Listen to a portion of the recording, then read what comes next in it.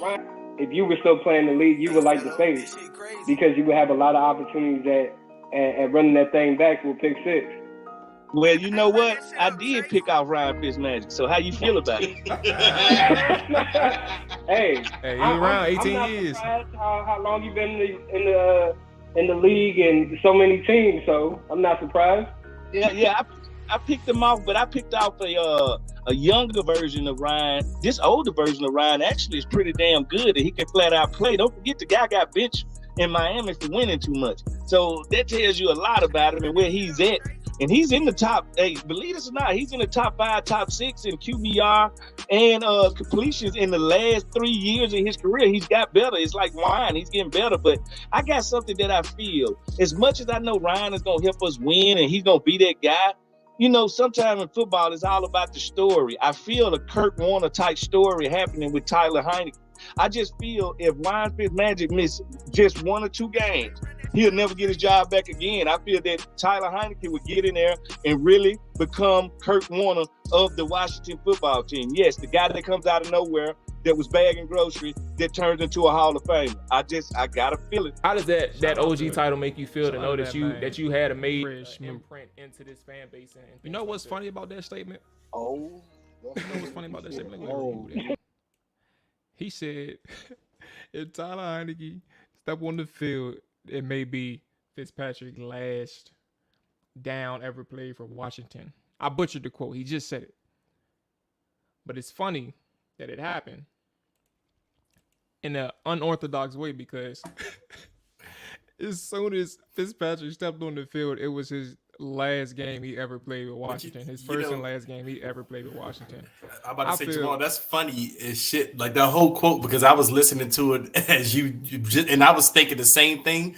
But I was thinking it's also funny because he also said Heineke would be the Kurt Warner of Washington, and that shit is laughable now. Everything about that whole statement is just fucking hilarious. Ryan Fitzpatrick never played it down, and then the Kurt Warner thing was just completely off. Oh my God. Welcome back to another episode of the Trapper Die Podcast, provided to you by 214 Media. I'm your host, Marty Maul, Hen Dog Maul, all that good stuff. AJ and Dre is checking in tonight. We got a whole bunch of news to talk about. We got updates that we were asking for. Dre, AJ, how y'all feeling? Y'all good? Good, man. Yes, chilling tonight. That's good, man. You sipping on something, or you know what I'm saying? You got the water with you? Well, me, I'm just doing the Coke Zero tonight, man. Just Coke Zero. Coke Zero. Yeah, I don't like no sugar in my drinks, man. I gotta have it zero or nothing. Man, I don't know, man. That's just crazy. I you never might as well just drink water. At that point. Hey, sometimes you need flavor. I drink a lot of water, but every now and then I need some flavor. Unsweetened tea or some shit. I drink that too. You know what I'm saying? All right. Yeah, I'm about to say, I don't know about the soda things, man, but that's just me. You know what I'm saying? I haven't had a drink. If I'm not mixing, right, with the alcohol, I haven't had no soda in like 6 years, bro. That shit crazy. 6, 7 years. I'm like, man. Keep that going. Yeah, I'm about to say, I'm gonna keep it going for sure. But before we get things going, I see some people in the chat already. Jerry and Cole, what's going on? Everybody that's listening, if you're on Twitter, try to migrate yourself to the Twitch or the YouTube, man. Link is in the bio. We will have, I'll open the floor to some callers if you all want to chime in. For YouTube, the link is already in the description. So you can go ahead and click that and get ready to call in if you want to call in. So, well, I mean, we kind of know what's going on. Everybody knows Russell Wilson of Denver, especially if you all been paying attention to the Washington Commanders. It's no news to us. I'm going to pull up the trade details in a second, but essentially Washington misses out on Russell Wilson. And at the same time, I asked this question, did they really miss out? Because as more information came along after the trade the trade announcement came out, you kind of got some details in the direction that Seattle wanted to head with dealing Russell Wilson. But it also shines a light on something else too, and I'll get to that point down the line. But first and foremost, we can just talk about the trade itself. Let me pull it up because I got the detail. Where the full details at? or did we send it to my phone? I forgot where did they have? Oh, here we go.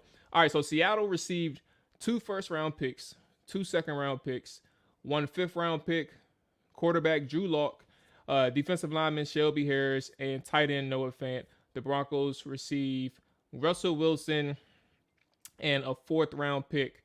So, fellas, I guess we can start this conversation off with not necessarily if Washington completely lost out on the deal. I'll just hand you all the thoughts because I have my thoughts, but I'll save it. I want to get you all the opinion out there first. Where are you all at with Russell Wilson and the move with the Denver Broncos and how Washington could have played a part in this whole negotiation deal? So I'll kick it off with you all. With the Russell Wilson trade news coming in today, I thought that the news was expected. Like I told you guys the other week, like I felt like something was going to happen either during the combine or a couple of days after the combine ended with a quarterback. Just thought that it would possibly rule in Washington's favor, being that they had been so open publicly about wanting to get a quarterback and, just speaking about it so profoundly at the combine. And then on top of that, you had the news leak that they did pursue Russell Wilson. Now, we don't know if one of the reporters leaked that or Washington themselves leaked it, knowing that they didn't have the framework in place to actually go and get Russell because they had been told from Seattle that, hey, we don't want him to be within the same conference or whatever, which is probably the case because, like I said, at Combine, everybody's there with each other. This is not phone calls that is taking place. Like, the GMs and coaches are literally going conference room to conference room, or either going to lunch, dinner, breakfast with each other, or even speaking with each other during the actual watching of the combine of guys working out. So this is not like it's, someone's in Washington calling Seattle to see what's up. Like, they're face to face. So, I definitely was surprised that Denver made the move. Well, not that Denver made the move, but more so that Russell is going to end up going there and waiving his trade clause. But at the same token, they really want Aaron Rodgers. A lot of these people talk on the regular. They're not like, how like, I guess you could say black people don't really talk a lot of their business because they don't want nobody to know it and leak it out there. With these people, they live in a different world, so everything is always known by these reporters, the beat guys and things of that nature. They just know. So once you see some of this information start leaking online, there's definitely truth behind it. For Denver, they got the piece that they've been needing since the departure of Peyton Manning, and Washington is still in the boat searching for a quarterback. They got the job done without having their new head coach Hackett and George Patton coming out in the public saying, yeah, we really want a quarterback. Like, we want this from a quarterback, blah, blah, blah, like how Ron Rivera and Martin Mayhew have been doing over the past month or so. Now Washington needs to prove to their fan base that they're serious about getting an elite quarterback. I don't think that a rookie quarterback can come in here and meet expectations of the coaching staff or the fan base due to the fact that, if Ron doesn't win this year, he's definitely out. Like, he's going to get fired, and along with Martin Mayhew and Martin Harney, they're both, all three of them could possibly be out if this team does not do well this year. So a lot is hedged on the quarterback position aside from just, long term. In the immediate run, they need somebody to help them save their job if that's what's important to them. So, I guess we'll touch on it more, but I'll let Dre give his input. Yeah, it's just another case where Washington just in an unfortunate situation. Just a lot of circumstances go against them when you look into these trades. It's a lot of the times it's either the guy just prefer other destinations. And that could have been the case here with Russell. Not saying he was, completely against coming here. He just probably had Denver pegged higher on his priority list. And then you look at Seattle. Yeah, it is probably truth to the fact that they wanted Russell Wilson out of the conference, which I think is a stupid idea. wanting to trade a quarterback, because at the end of the day, if you're rebuilding, you're trading a Russell Wilson, you're entering a rebuild, you're not going to be good for at least a year or two. So it's not like Russell Wilson is going to hinder you from, your goals as a team. So, and you look at the offer, what Washington, they said we offered 3 first-round picks. And they also, if you listen to some of the reports, say that we were a team that offered players. Well, we wanted to see what Seattle wanted out of the deal as far as players go, but Seattle didn't offer a counteroffer. And Ben Standick reported that multiple teams said that they got the notion from Seattle that they didn't want to deal Russell Wilson within the conference. So, I mean, that's just a couple of factors that just went against Washington. We are just unlucky this year. I mean, this is not the year to need a quarterback. I mean, and obviously AJ, AJ has a point with, there's a lot of pressure on Ron. And I don't know if a rookie quarterback's going to come in and, give him the wins or the confidence that he will need going into this season. Because he does need to produce this season. I mean, this is the year that this team has to take a leap. And obviously the quarterback is the big question mark. Martin Mayhew and them, they're going out and press conferences saying we have to upgrade the position. So if you're going to upgrade the position, you have to expect, or this team's expectations has to be, they have to win more than 7 games this year. So how can you do that? The last option left on the table is Deshaun Watson. And honestly, of the 3, I mean, now this obviously you're going against morality and I know what what you're fans saying, are. and I agree with you. I know exactly what you're about to say. Right. I agree with you. But at the end of the day, what do you do? I mean, that's the most realistic option for you as far as guys that may not have that many options just because of the PR aspect. Maybe a lot of teams don't want to do that. Washington probably is the only team that can do it just because, I mean, you already done lost most of your goddamn fan base anyway. And the only thing that can possibly get them back is winning. And Deshaun Watson is probably the best guy that gives you a chance at that, as far as availability for quarterbacks left, So it's just as far as how far do you want to go with the morality thing in that case. Other than that, you're looking at the free agency or you're looking at the draft. I mean, if you're going to ask me, I would just say you have to go with the draft because I'm not sure any of the quarterbacks in free agency is going to, elevate this team enough to where you're going to feel confident going into year 4 with Ron Rivera. And just to chime in real quick, honestly, the number 1 target for quarterback, off-field things aside, should have been Deshaun Watson. I mean, he's 25, about to be 26 later on this year. And he's a top 5 quarterback in this league. I agree. I mean, for obvious reasons, we don't have to always restate it. It's just complex. Like, it's just a complex deal, but just knowing who he is and staring things at face value, he's the best, he's the better player. And Kevin Sheehan, who I was about to quote on a report that he put out probably like a half an hour ago, maybe an hour ago or something like that. But he had said something earlier this week, or maybe even earlier today, that it was true, but I never said it. I never said anything like this. And he said that all of this aside, whatever conversation is going on, Deshaun Watson is better than Russell Wilson right now. Like, he is the better quarterback when you talk about the age and skill set compared to a Russell Wilson, his age and his skill set. Like, Russ isn't a bad quarterback. He's still very good. You're still in title contention with Russell Wilson, but who would you rather take, the 10-year option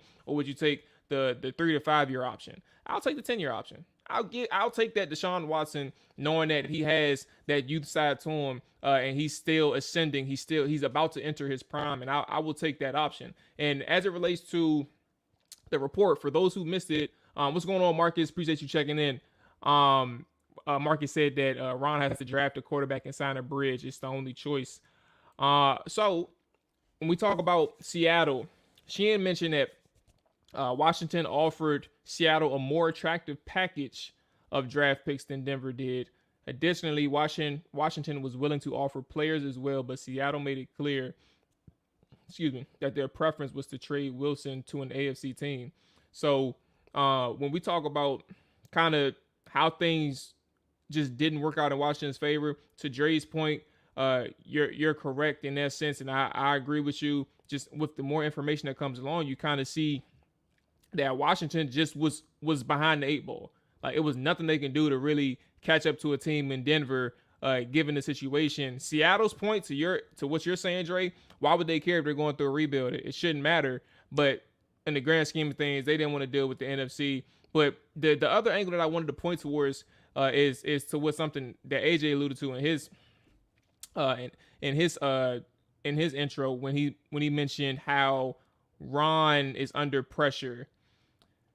And this is I'm glad we having this conversation now, fellas, because it was kind of part of what I was alluding to in my voice message, but I didn't want to send no 5-minute voice message. It's fucking stupid.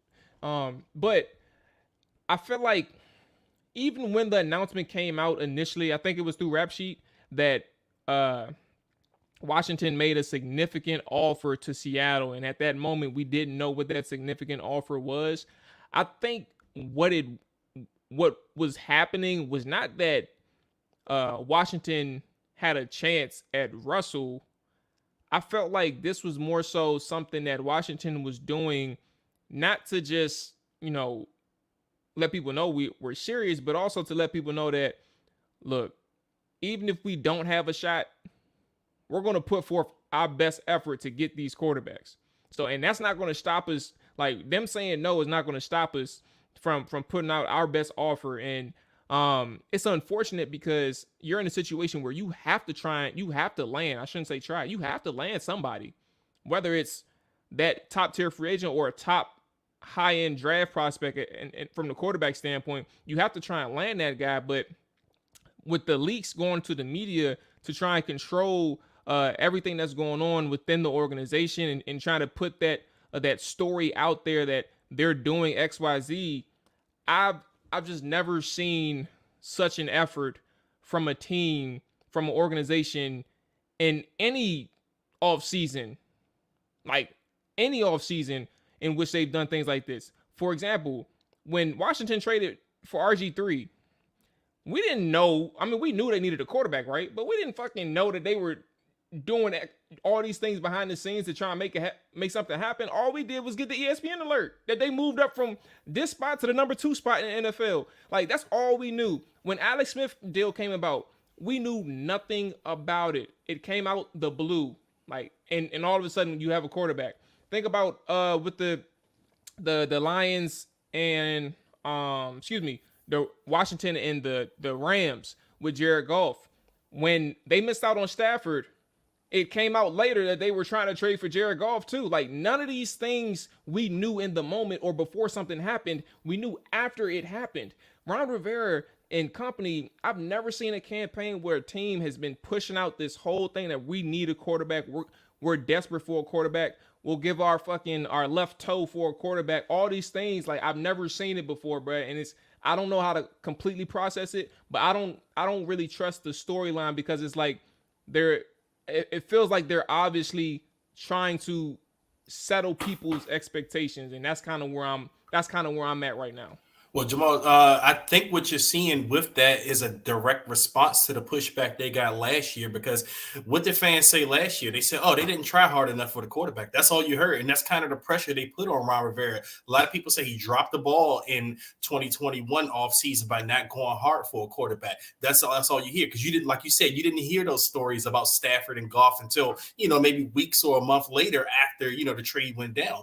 So a lot of fans in the media around here, they kind of ran with that and said, hey, you guys didn't try hard enough. So now that almost seems like they're kind of trolling you or trolling the fan base in the media in this area. Like, look, we are fucking trying. You see, we're trying. We're doing what you guys said we aren't doing.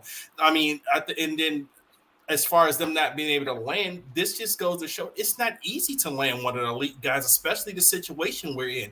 I mean, this is not an attractive destination whatsoever. Now, no matter how you want to look at it, like a lot of people may say this is a Ron Rivera thing, it's a Washington thing. Like, you have to come in and you have to sell elite players on this not being the perpetual stink that it's been for 30 years. That's not an easy sell. That's why a lot of people do believe that Washington's best chance of landing a franchise guy is through the draft, where the quarterback doesn't really have an option. So right now you're looking at guys with options, and the perception on Washington for a lot of these guys is this is not, a top tier destination for me or my future. So, but like I said, as a response to what you're saying about Ron Rivera, and his staff just kind of putting it out there through the leaks. Like I said, I feel like it's a direct, response to the pushback they received last year.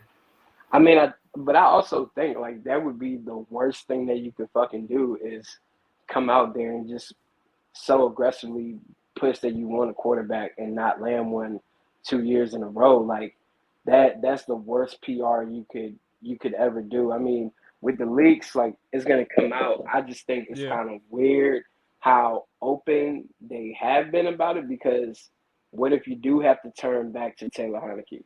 You know? Like signing a free agent quarterback isn't guaranteed. Getting the quarterback that you Mitch want in the already linked the draft, Giants, possibly, like you said. yeah, like getting the quarterback that you want in the draft may not be possible either. So it's like you have to be cautious of how you maneuver with that because you're not alienating the only quarterback that you have on your roster who started 16 games for you or 17 games for you during the season in Taylor Heineke. So it's just one of those things where I also don't believe free agents don't think about none of that stuff. They just want to get paid. Honestly, they want to see the opportunity. But I think what it really boils down to is if you are a quarterback, you want to get an understanding of this offense. You want to have an ideal. Who else do you plan on bringing in at wide receiver to help out Terry McLaurin and possibly Curtis Samuel if they are going to be available and play the Antonio Gibsons? Like, what are you planning on doing at running back? Who's going to be the tight end with Logan Thomas? Like those are the things I feel like a quarterback more so would answer. I mean, want answered if they were to consider Yeah. coming here because at the end of the day, the tenureship of the franchise and all that other stuff doesn't matter because honestly, most of these owners are kind of like all in bed with the same exact thing. That's why Dan Snyder still has a team. That's why Stephen Ross still has a team at this moment as well, because they all kind of do the same shit. Not saying that is right, but I just feel as though you you have to be mindful of the fact that like you may be alienating the only option that you will have, which is Taylor Heineke, to come back and be a starter for the team because I never thought that Mitch Trubisky was a real option here. It only makes sense. Brian Daboll is the offensive coordinator where he ended up signing in Buffalo. They have a quarterback opening pretty much or can open up to a competition with Daniel Jones not getting a fifth-year option extended to him. It only makes sense for Mitch to go where he's just learned the playbook and that coach already has some type of infatuation for him. So now, in my hindsight, I mean, in my eyes, there's no way that they can sign a bridge quarterback and also draft a quarterback. That would be the worst thing that this team could do. But AJ, let me ask you this: what do you really think it's an issue with them alienating Taylor Heineke? I mean, this isn't a guy that has opportunities to start all over the league, jumping at him. I mean, this is a guy who will literally be thankful for any opportunity he gets, especially considering where he came from.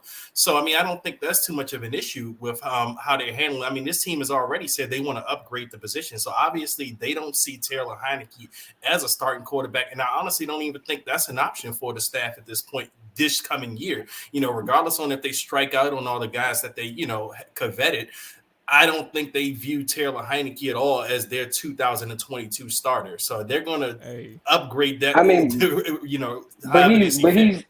he's also human too. So it's like in reality, if you feel like, hey, I contributed to this team, yeah, we went 7-9 or whatever the record was.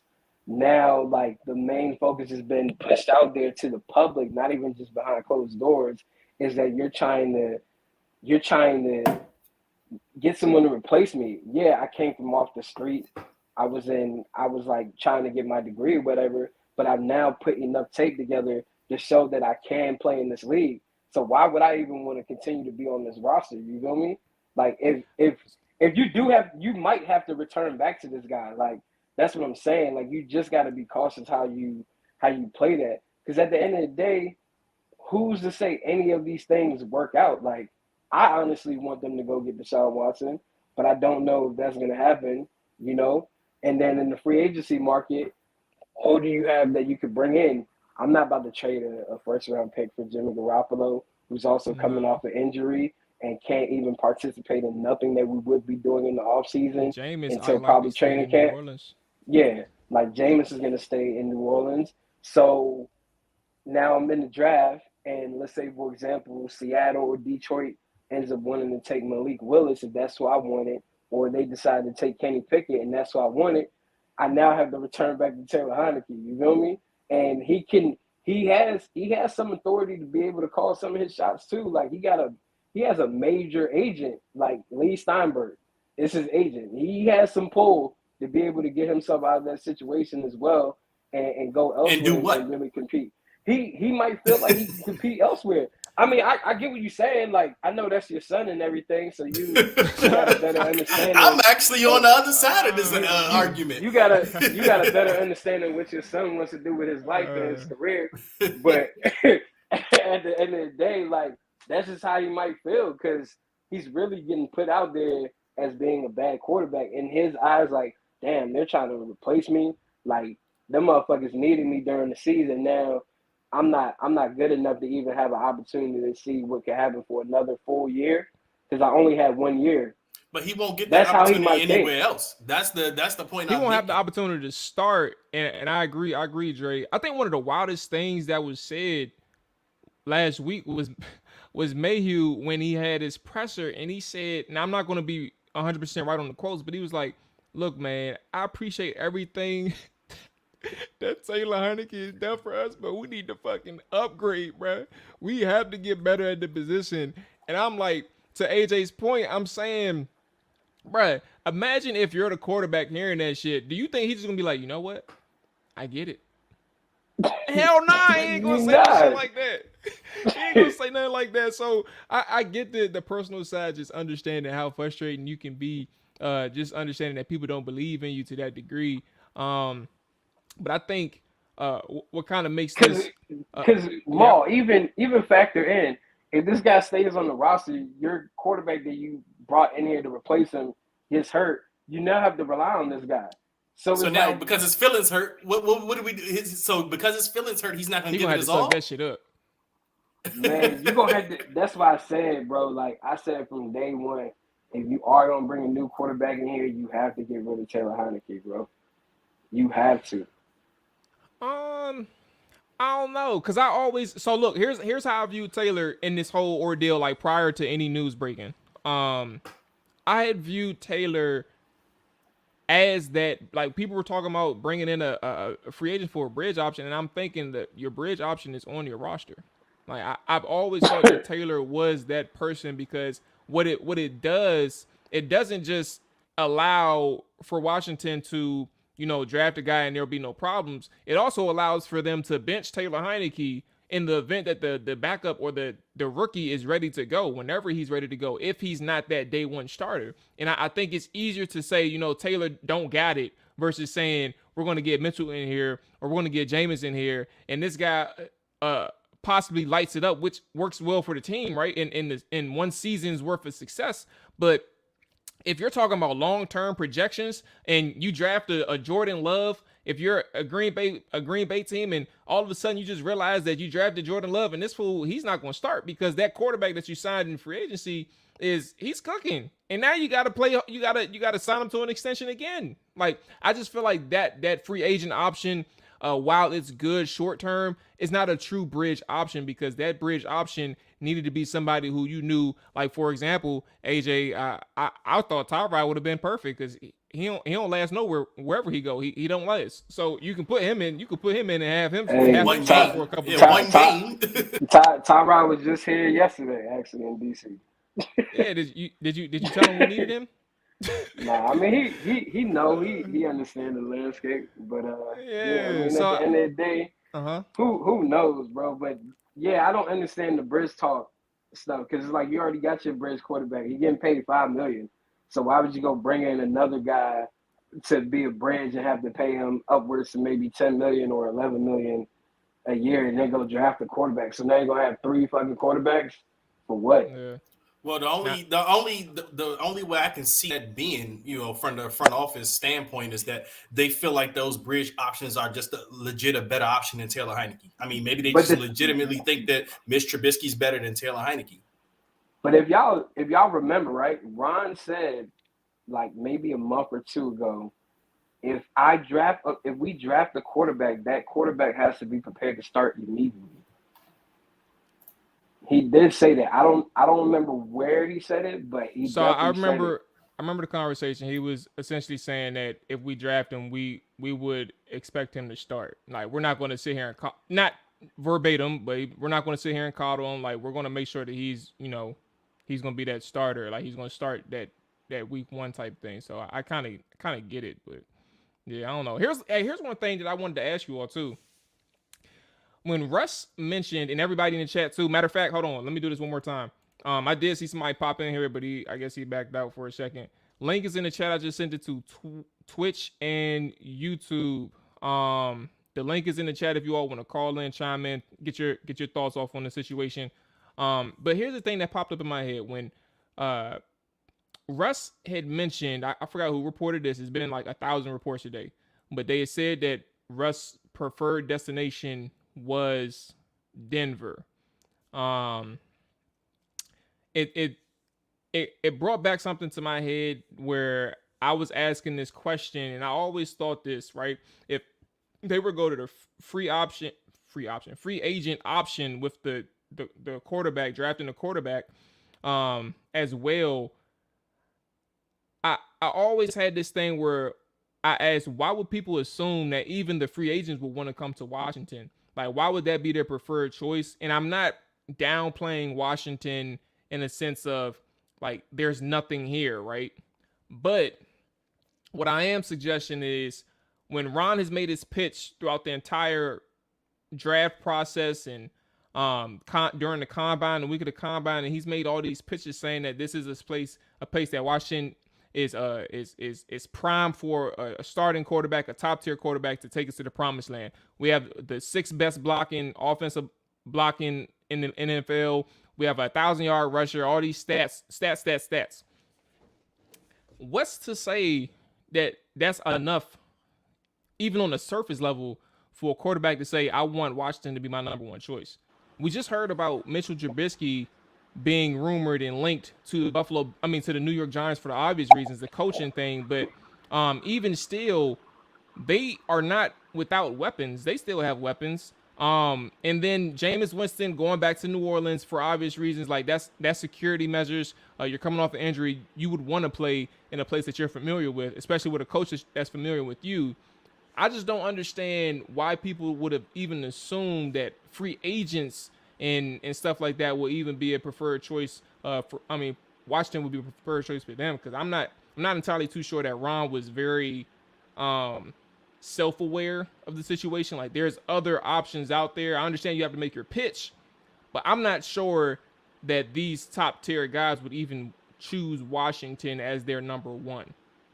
I mean, I think it really just boils down to what it depends on who the free agent is. If you're a guy that hasn't made money like really in the league, then you're really just gonna go wherever the bag is.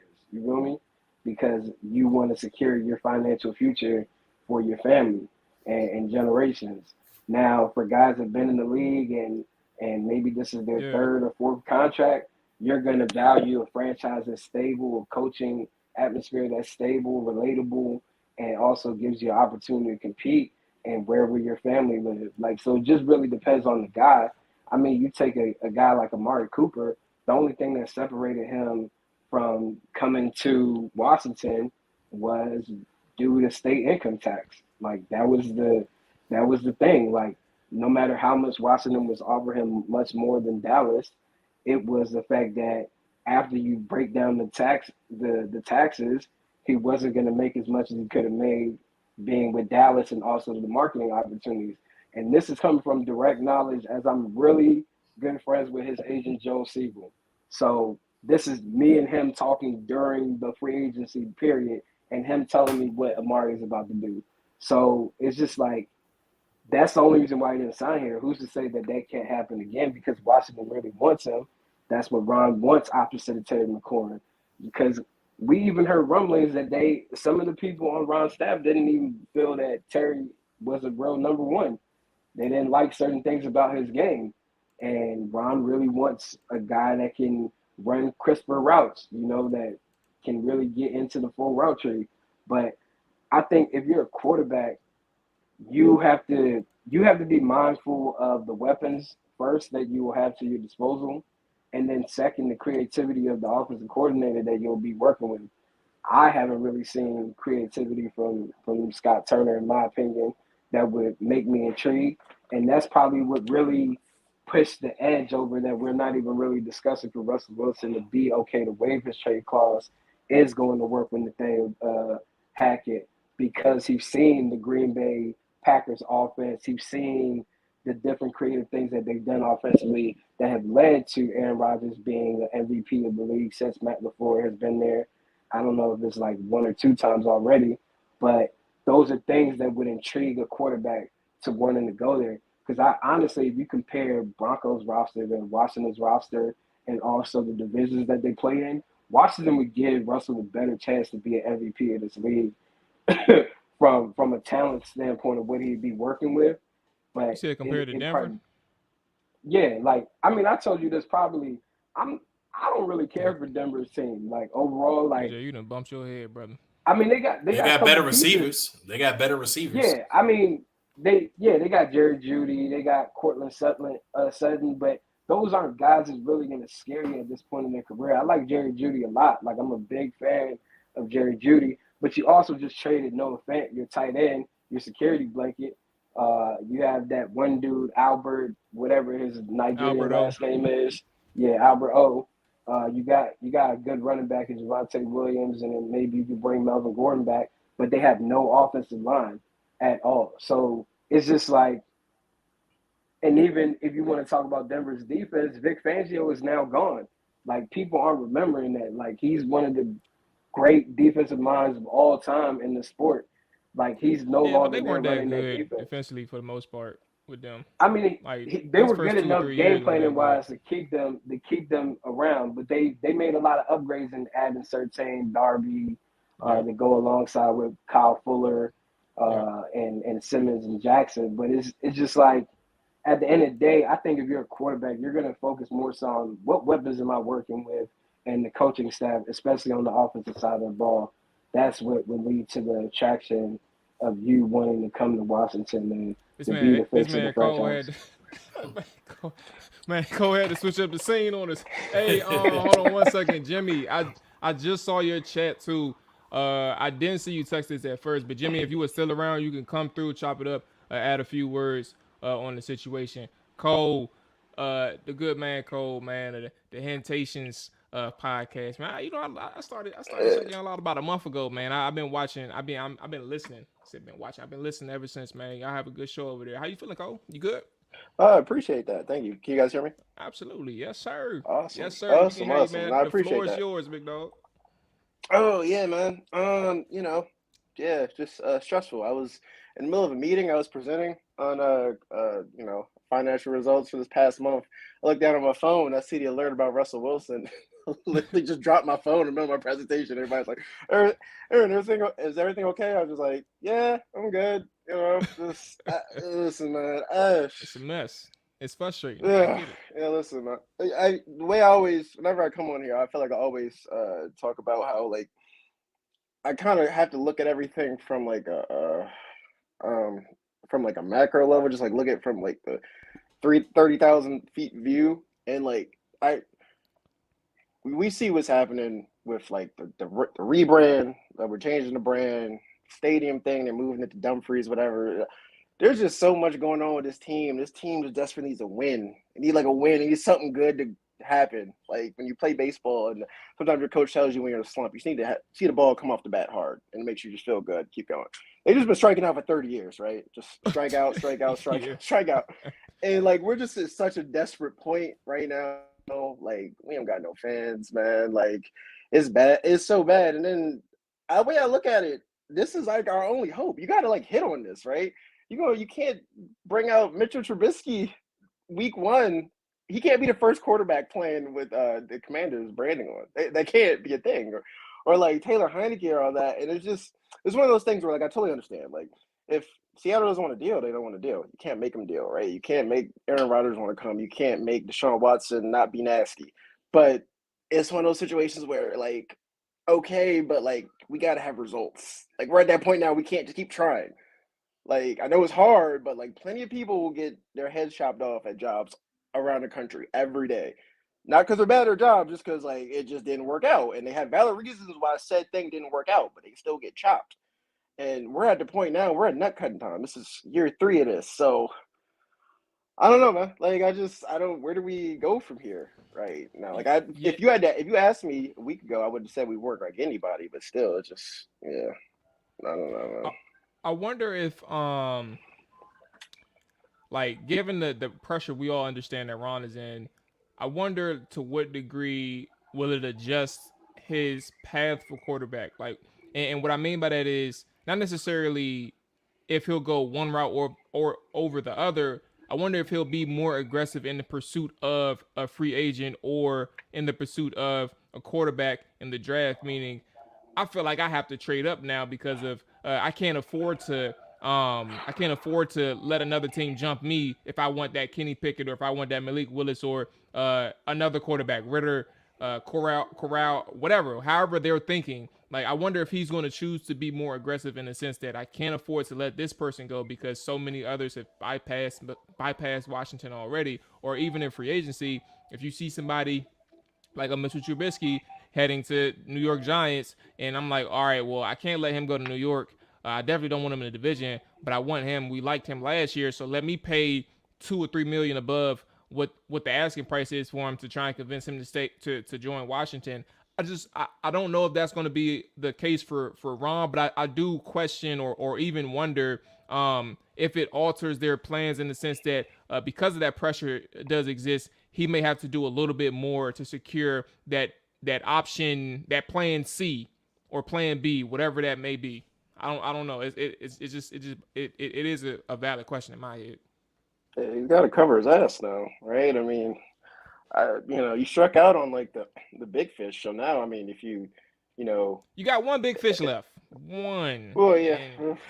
I mean, I don't know. I mean, I guess they do have some type of interest, but I just don't know how you sell that one. Like, I mean, I guess you just sit there, you take your medicine for the first week, read all the think pieces, all the national media telling you how horrible you are. I mean, Cole, you tell motherfuckers go search up Deshaun Watson highlights on YouTube. I know. Trust me, I'm with you. I'm with you on that one. But I mean, like, because there's a PR, there's gonna be PR no matter where he plays. Like, so right now, honestly, if we sit back, his options probably are Minnesota, Carolina, Washington, Tampa Bay. That's it. And at the end of the day, the two teams that's going to be the most aggressive is going to be Carolina and Washington. And I feel as though Washington has more pieces to be able to pull it off to make Texas feel inclined to do it. And Watson also will waive his clause. I mean, they work real close with his agent already. But yeah, I mean, it's going to be a PR nightmare no matter what. Like, you can't run away from that. But it's like, I just think for like this franchise, it's going to just be so. It just depends on what they have the stomach for, right? Because like, I mean, I think it was JP and Sheehan today on Sheehan's podcast was like, season ticket sales like really, really bad this off season. So like, if they have whatever meeting they have, and they say, all right, so what are we going to sit there and stomach like a couple weeks of bad PR, but still sell tickets? Or don't have the bad PR, but don't sell any tickets, then it starts to get deeper. I don't know. It just depends on what the stomach is for. Because, like, I mean, look, I'm not just speaking of it, just like from a moral issue. We can't. It's hard to preach culture and then bring in somebody like that. Even though I would bring in Deshaun Watson, I can understand how somebody can say, "Oh, we're supposed to be changing culture," and we got our owner being nasty, being a serial toucher. Culture's overrated. Deshaun Watson. I'm just let me stop. No, I mean, I just like that is it's something I struggle with. So I guess if I was Ron, like the safest thing to do is to bring a rookie in. But I'm not a college football guy like that. I kind of like try to study up right before the draft and all that. I just only have so much time to watch like college football in addition to all that. But from what I can tell, like the quarterbacks aren't that attractive, whatever. Even though I think Pickett seems like he could probably be like in that Kirk Cousins tier of just like number 16, right there, just like that point of demarcation. Malik Willis is boom or bust.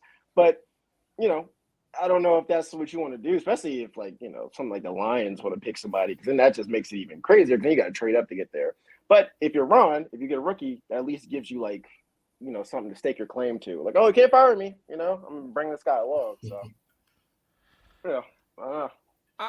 But see, no, I was gonna say now You that might be the exact opposite. I mean, look at Jay Gruden in 2019. Even though they drafted the quarterback that he didn't want, they drafted him and knew he was in a lame duck year already in 2019, and they ended up firing him. So Ron could be in a similar situation. Like, I mean, especially if that's your option. Like, he says, hey, if we get a rookie, we're going to start a rookie. He plays said rookie, and, playing that rookie, you're going through growing pains in year 3, and maybe you don't reach the 7-win mark that you reached the last couple of or last year. That gets him fired probably. So, I mean, that leaves you at what makes this team, elevate from the 7 wins that they have right now to next year. I mean, free agency, maybe a Mitch Trubisky gets you 2 more wins, 1 or 2 more wins. I don't know. Jimmy G, I don't even think he's an option at this point. So that goes back to Deshaun Watson. And that's where I say where you're at right now, they are at an all-time low as far as fan base interest. So literally the only thing that can change that is winning.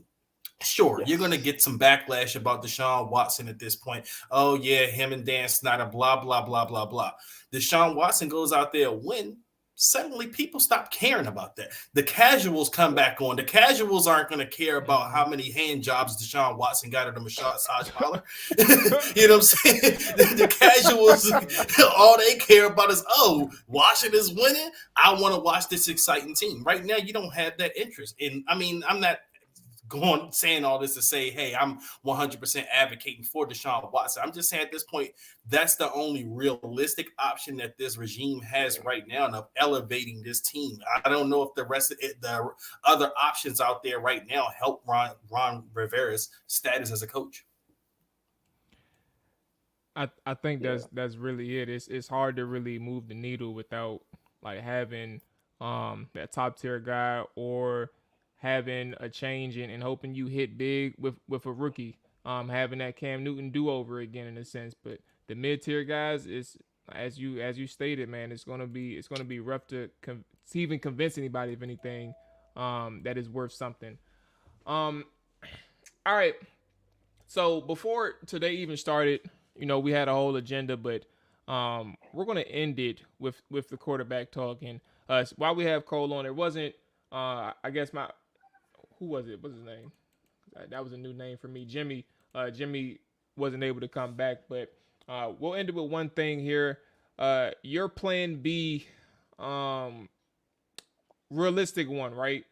And most likely we did the whole shebang and percent chances last week in terms of quarterback options, but we know Russ is officially off the market. We know Green Bay officially re-signed Aaron Rodgers, even though we knew Rodgers wasn't really coming to DC. You have Watson, free agents, and draft. What is your next plan or next pursuit option for Washington? Which route are you going? We could just go around the room. Dre, you could take the first stab at it. What is your next best option for Washington? I think realistically, for me, my best option would be I would go through the draft. I mean, just because like I said, right now, you don't have the top tier guys available. I don't think their Carr is a option for this team. Mitch Trubisky again, I just don't think he raises the needle that much. I would go, like I said, ideally. If you have to, I'm going Kenny Pickett because, as Cole said, I do kind of view him as in that Kirk Cousins tier. And his ceiling may actually be better than Kirk Cousins. He just be right now, better closer than that fucking guy. Kirk yeah. I mean, obviously, he would have to do that. And I think he ascended, at Pittsburgh at the right time. I know a lot of people, kind of mentioned and knock on him with the one big year, and the rest of the years he was kind of mediocre. But I think he ascended, and it wasn't just like the system he was playing in. I think he can make certain throws. His game just took a leap. So I think right now he would be the guy that could step in, and you may not miss too much of a beat, and possibly hope you get a little bit better luck this year with the schedule. Maybe you don't get COVID ravaged this year with the less stringent protocols on that. So again, that's probably who I would take my chance with going into the draft versus trying to, salvage him through free agency. AJ, you got it. Yeah, I mean, I think I think the only plan, honestly, at this point is you gotta go all in for Deshaun Watson. I mean, you're in a peculiar situation where you changed your team's name, you're rebranding. Is from a marketing standpoint, how can you lure the fans back in and buy into the name of the Commanders? You have to have an elite quarterback. You have to have marketable talent. You know, Chase Young, Terry McLaurin, and Jonathan Allen are all cool, but you can't lead a new franchise that you're rebuilding with a wide receiver that doesn't have a long-term deal, a defensive tackle who's not Aaron Donald, and a defensive end that isn't, one of the biggest players in the league overall. You need that marquee player in order to move the needle to help you build a good enough franchise. And also, if you play in this game of trying to move the stadium to a Dumfries or Woodbridge, you need some type of talent to be able to sell to the state of Virginia to get the money to build out this little community that you want. So you really don't have the opportunity to go and draft a quarterback this year because honestly, if that's what you want to do, you might as well wait until next year to go after a CJ Stroud, a Bryce Young, and whoever else is out there because there are more talented quarterbacks coming out next year than this court that, is available this year. And now you also have to be worried about the teams that are ahead of you drafting a quarterback that you may want in the Kenny Pickett or the Malik Willis, because everything's up in the air. I just feel like if you can't secure Deshaun Watson, who will ultimately help you lure in other free agents, especially at positions of need, that could be middle linebacker, that could be wide receiver. Just having that quarterback alone helps a free agent feel more comfortable coming to your franchise. Let's say if you're pursuing a Deion Jones from the Atlanta Falcons, like, okay, I'm coming here. Yeah, the money's cool, but who's going to be the quarterback? Whereas I have an offer from a team that does have a quarterback. I'm not going to come here because the quarterback is what makes or breaks a team. Honestly, if you don't have a quarterback, it's hard to compete. Like, overall, it's a waste of time. You wasted your time. And so AJ, are you doing pre April 1st trade, or you're trading for him after April? I told y'all now I would trade for Deshaun Watson right now. Like if these franchises know exactly what could happen with a guy. They have intel from the NFL what could happen. In worst case, Deshaun probably gets suspended maybe like 2 or 3 games overall. But at the end of the day, it's like they also have legal team and counsel that can tell them the scope and get a better understanding of what may possibly happen to Deshaun Watson. And they already have an idea. I just think that maybe there could be some pushback on Deshaun Watson's end because he doesn't want that lingering over his head. He wants to be able to get back into the fold of marketing opportunities and not having to answer those questions anymore. But realistically, everybody got to get on the same page and move forward and get this thing going because you cannot wait until April to go about securing Deshaun Watson as your quarterback. That's way too close to the draft, and you've now wasted 2 or 3 weeks in free agency trying to see if this is going to play out. Because who's to say that this doesn't get delayed again within the court system? Like, we have no clue, but you got to make a move on that guy right now, no matter what you got going on off the field. So that's my only plan. If you can't land Deshaun Watson, you might as well let Taylor Heineke rock it out for another year, end up with another top 15 draft pick, and proceed from there and get a new head coach and staff in here overall. So we have. I'll be quick with mine. All right, Marcus. Alex mentioned. Kime said on this podcast that the team will draft a quarterback in 2022 and 2023. If you gotta do that, you already fucked. If you gotta draft the quarterback back-to-back years, top picks, you fucked. Yeah. Like, this team needs more talent. They don't need more backups. Like, you can't take a quarterback. Like, we're not playing Madden. Like, this is real life. Like, just because Arizona did it with Josh Rosen and Kyler Murray, those are two different quarterbacks. Like coming out of college, those are way two different quarterbacks. You can't afford to take a quarterback this year and then take another one next year, like first round or second round. You cannot afford to do that.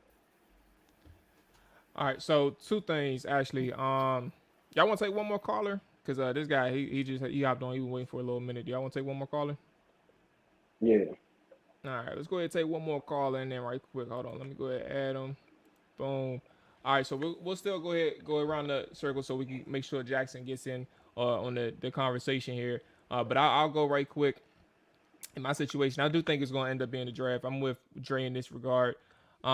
Realistically, for me, I'm all in for Watson, but I think the issue is that it's really hard to like forecast anything that's going to happen beyond like from between now and April 1st. And I think that whatever happens between now and April 1st, it may be another team that shoots the gun before Washington does. Now, I'm not saying, like, again, remember last week I said 60% chance with Watson. Like, I'm all for a Watson deal personally, but if we talk about realistically, I don't know if they'll be able to say, fuck it, we got to do this. I don't think they'll be able to say that, and I don't think they'll be able to pull that off. So for me, I'm going the draft route, and I think they'll go for the more electric player. And I think they'll try and go for Malik Willis. Pickett, for obvious reasons, I agree. I don't have anything bad to say about Pickett. I think he is the safest option. I think that he's a guy who knows NFL philosophies already. Like he has that mindset. He's played pretty well in Pittsburgh and seen a variety of looks and actually played with a variety of concepts already. But I don't necessarily think that they want to go for safe. I think they want to go for like the boom or bust, and I think Malik Willis is that boom or bust idea in their head. So that's kind of where I'm at with it. So like I said, I'll be quick. Mine's Cole. You up next, man. What do you think is the plan B, given that Russell Wilson is off the market and obviously Aaron Rodgers stays in Green Bay? Yeah. I think it should be Deshaun Watson. Like, if we're just gonna go for it. But again, I don't think there's an appetite in the building to deal with like that news breaking. Then you got Mina Kimes and Taylor Rooks tweeting, "Oh, how could they do that?" And like the firestorm. You got Julie Donaldson and Tanya Snyder. I don't think there's an appetite for it just in the building, in the world we live in. Man, fuck all them people, dog. Trust me, I'm with you. But I can just see it now. All the think pieces and all that. You got the New York Times talking about us. You got Forbes, all that. I'm totally with you, but I don't think there's an appetite in the building personally. So like I think realistically, you go in the draft. I guess you take Pickett because again, I think we've all kind of talked about how the urgency, and I think even though Pickett doesn't have the ceiling, I guess Pickett is more safe, maybe ready to go from week one. Because for me, he's got to start week one. I mean, we kind of got to go one because I mean, realistically, what Trubisky, like all these other like you're wasting your time doing that. So like, get Pickett out there, let him take his lumps. At least you can sell that to the fan base or whatever. But most importantly, we have all this free agency money. Let's use the free agency money. Get weapons. Like I see a lot of people say you can't sign a wide receiver because you got to pay Terry. Well, get Terry's contract done. And even though, personally, if I was Terry, I wouldn't sign, but I would just give Terry a ridiculous offer he can't refuse. Then I would take the rest of the money and, Amari Cooper, Allen Robinson, one of these guys. Make it easier on your quarterback. Like, we can't have a good quarterback. It's a league based on teams with weapons. Get as many weapons you can get. Have two great wide receivers and just, attack success. Like, you struck out on everything else. Just try to make it as easy on yourself as possible. I mean, Curtis Samuel, hopefully you get some out of him, but you can get out of his deal next offseason for I think it was I looked up like $4 million if need be. I just get weapons. So as an update on Terry too, we're looking at a estimated $20 million annual extension for Terry. I think that was reported, or I shouldn't even say reported. It's just like Spotrac really. But you're looking around 20 estimated annual for Terry McLaurin when he needs to be signed. And that's low. And that's low. And that's exactly why fans have to understand it's not that Washington doesn't want to extend Terry. They would love to do it right now because it would be at a lower pay rate. is for Terry and his representation. It makes absolutely no sense for him to rush the sign. No sense because at the all. whole market, the whole wide receiver market is about to get reset with Devontae Adams, Tyreek Hill, Cooper Kupp, Deebo Samuel. Why would you rush the sign now? It's not about prioritizing Allen Robinson or Amari Cooper over Terry. It's no reason for him to rush the sign. And then on top of that, you add in the fact he doesn't even know who's going to be the quarterback. Like, he's going to get at least 22, 23 million next year if he just waits and holds out for another year, as far as like not signing an extension. And AJ, I wanted to mention something for you specifically. Ian Rappaport just dropped a report saying that Deshaun Watson's legal situation should clear up by this Friday. I mean, I don't know if that means clear up in a good or bad way, but I guess we should know a little bit more by Friday.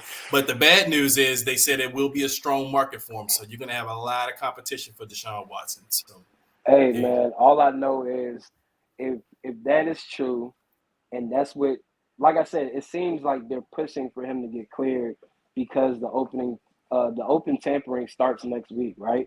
So if he gets cleared, now that also helps the team being able to approach him and say, hey, we'll be able to get Amari Cooper to come and play with you as well. We can tell him, like, oh, Amari, Deshaun Watson is going to be the starting quarterback for us. Like, Washington has no choice. You already are 0-2. And you could really say 0-3 in some regard if you want to count Aaron Rodgers, but you're already 0-2, right?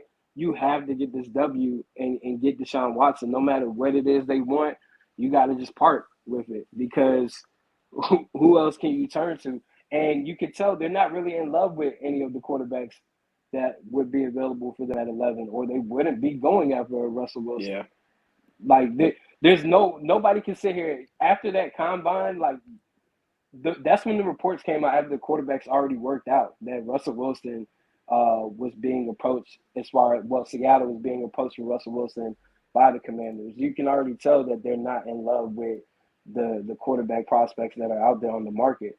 So you have no choice. I mean, that's huge news if you can get cleared, like that. I'm glad you brought that up, Drake, because I love. Yeah, I wasn't even hip at all. All right, hold on. One last person. Here we go. Hey, Jackson, man. So listen, you got the last word on things. I appreciate you checking in with us. So tell us, are you giving up your left foot or your right foot for Deshaun Watson? What you got on the table? What you offering? Nigga, I'll kill you, I'll chop you up, put you inside the mattress like drug money, nigga. Hey, bro. Oh, no. Man, hey, it's bro. always. He waited that long to do that. He waited that long. Nigga had on a whole mask that covered his whole face. Like, hey, bro, what? Hold on, let me. I gotta handle that. Bro. Like, oh no. Hold on. Oh no. He just home alone this, man. He pulled the motherfucking Macaulay Culkin on us. That's wild. That was corny, bro. Hey, man sat there for 10 minutes just to play some movie clip. He couldn't wait to do it. He was polite and put it on mute while everybody was talking. At least, I mean, I'll give him that. But damn, hey, that was his shining moment. What's his name? Again? Hey, Jackson, man, you be blessed, bro. You know what I'm saying? Have a good day. You know what I'm saying? You don't be blessed. Hey, listen. What's good with y'all? Don't play in traffic. No bullshit, man. Fuck them. Wow. Hey, but listen though. Hey, appreciate everybody that's been in here, man, throughout the whole way, man. If y'all called in and tried to, I know it's a couple people earlier who I missed them. Don't stop calling in. You know what I'm saying? We'll have more options or more opportunities to chop it up with us and just talk some balls and Washington Commanders and all that good stuff. Cole, as always, man, I appreciate you when you call in, man, and chop it up. Let us know your perspectives and things like that. Fellas, free agency is next week. We'll circle back to we ain't talk Amari Cooper, Allen Robinson. Yeah. We got a lot to discuss. And we'll definitely have to. That's the topic. That's the topic of next Tuesday. Amari Cooper, Allen Robinson's hitting the market. Odell right now, even though he's dealing with his ACL injury, he's going to be on the market. DJ Chark. Other options as well. Godwin is actually looking like he's about to be tagged, if not an extension. Devontae is getting a tag, and Mike Williams did sign an extension with the Chargers. So Those are the quick updates. And then we'll be back next week to talk a little bit more in depth about the free agency, given that it'll actually be starting the same day that we're recording. So, with that being said, fellas, I'm gonna leave with the quote of the week. We don't have to talk about it at all, but the quote of the week from Pele. Yeah, Pele. Success is no accident. It is hard work, perseverance, learning, studying, sacrifice, and most of all, love of what you are doing or learning to do. So yeah, Pele quote of the week. There you go. I'm back tomorrow with the all 32 sided Trapper Dive, and then the fellas be back next Tuesday. Talk a little bit more of the Commander stuff. So with that being said, y'all be out of there. Appreciate y'all for watching and listening. All that good stuff. Peace.